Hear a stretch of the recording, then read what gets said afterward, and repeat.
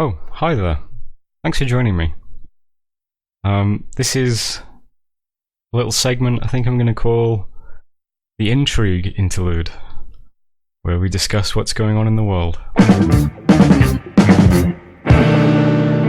So this turn, we tried to dispel Tianqi's Vengeful Waters Global, and we were unfortunately unsuccessful.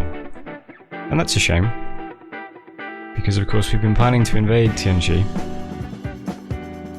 and I think it's going to be pretty difficult to invade if we can't get Vengeful Waters down, because I don't really understand how to march armies into enemy territory if all of your commanders keep getting attacked by water elementals.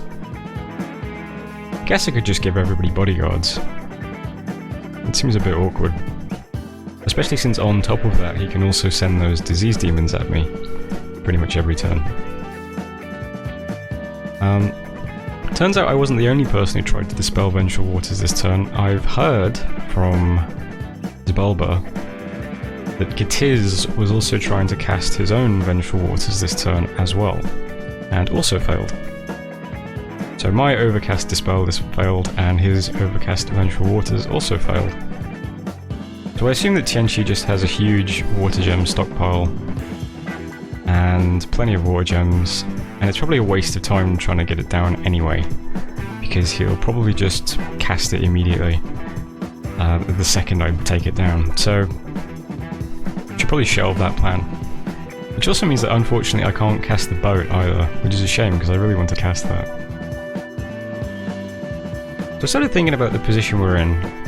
The reason really that I wanted to attack Tianqi is because he was harassing me a lot with remote spells, and because he is pushing his Dominion into me pretty aggressively, and his globals are annoying.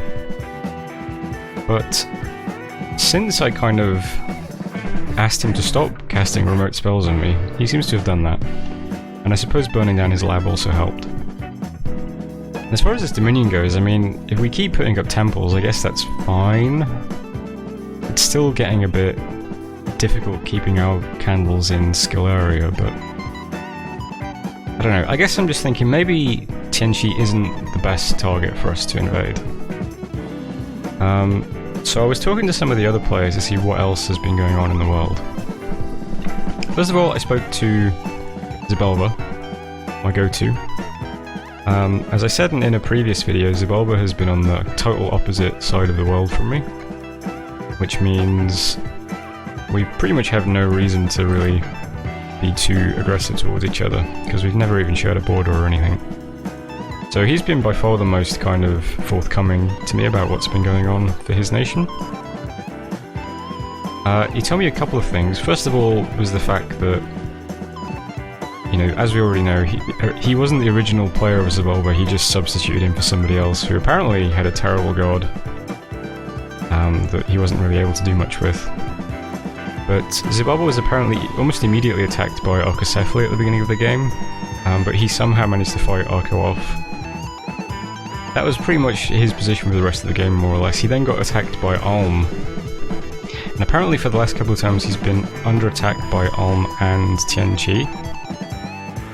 I think that currently he's pretty much just confined to his capital and not a lot else. I think it might just be his capital.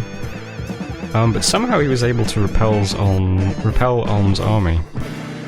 So even though Zbalba was almost out, he managed to fight off Alm somehow. He said he's going to try and cast Vapor Flames because he thinks Tianqi might be the next person to try sieging him. And he thinks it's quite funny that maybe Tianqi will win, but the Vapor Flames will kill loads of units. He says it's more likely though that he's probably just going to get Dom killed by Tianqi because of all the temples that Tianqi has up currently. I also spoke a bit to Gitiz. Gitiz is apparently like the most passive and obsequious player possibly in the history of Dominion. I don't think he's done anything this turn except snatch up a few provinces from other people who were dying. And other players I spoke to say pretty much the same thing. Gitiz hasn't really done much this game. So he's kind of a non-factor at the moment, it seems. Ulm, meanwhile, I've spoken to a bit. Ulm has done a bit this game. I mean, he's currently at war with Zybalba. Ulm also has a few thrones. I think it's interesting that though that so much of his army is on the other side of the world fighting Zybalba and also dying though. Because I think probably what I should do next is attack Ulm. Which is a bit awkward because I did just like... I was trying to be friendly with him, and I've been trying to be friendly with him in messages and stuff, and I did buy that lake off him, but... If anything, I suppose that just helps us, because it makes it... It makes the attack all the more harder to predict, or whatever, unexpected. Last player in the game, of course, is Abyssia. Abyssia has also been quite passive. Nobody else I've spoke to really knows much about what he's done. He's gobbled up all of Asphodel's territory at the beginning. I don't know if he has any other capitals, he might. But he definitely has a lot of thrones, and he definitely has a lot of units in all of his forts and stuff. He's still got that huge stack on our border. I did speak to him about the possibility of casting Send Horror at Tianqi's Vengeful Water caster, if I find it. And he said he could. So that implies he's got at least some blood economy going. He said he can cast Send Horror and Disease Demon as well.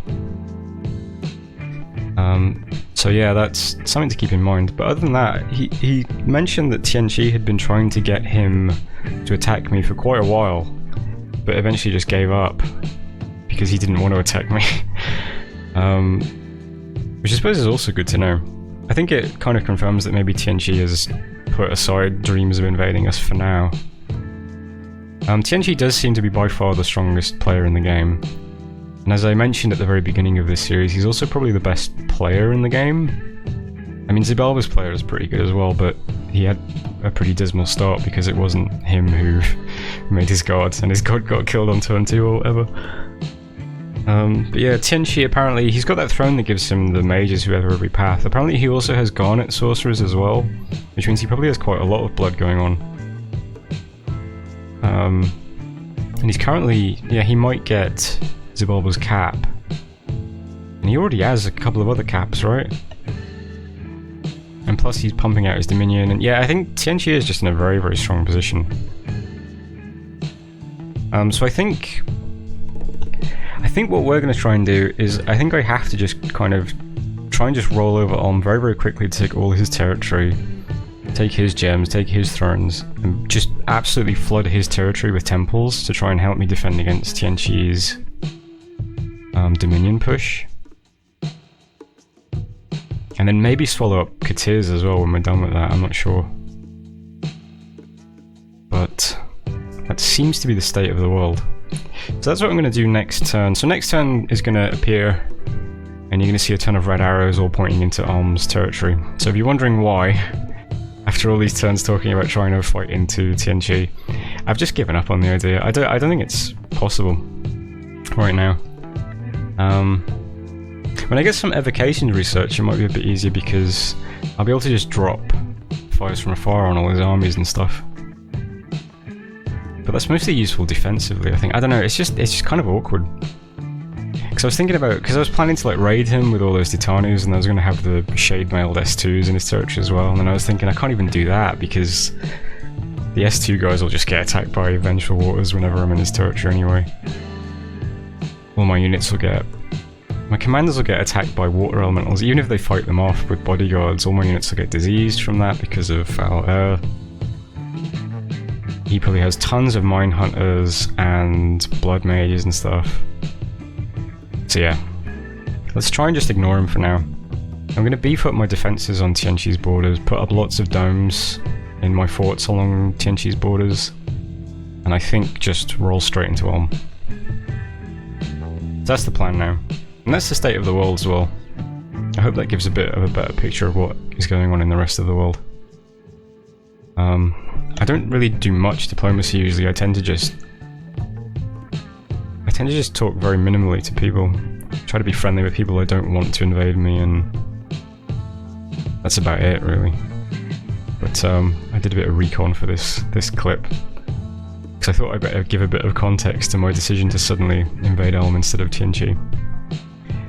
But there you go. So thanks for watching, or listening, I guess. I don't know. I guess I'll try and put something on the screen while I'm talking. Alright then.